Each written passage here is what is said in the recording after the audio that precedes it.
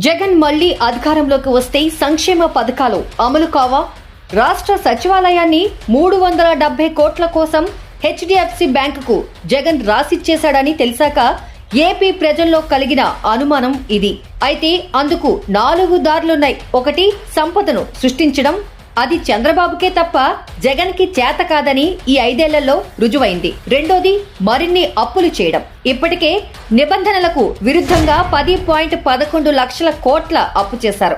ఇంకా అప్పులు పుట్టడం లేదు కాబట్టి తాకట్టు పెట్టడం మొదలు పెట్టాడు. సచివాలయాన్ని కూడా తాకట్టు పెట్టాడు అంటే ఇంకా రాష్ట్రంలో తాకట్టు పెట్టడానికి ఇంకేం మిగల్లేదు అని అర్థం.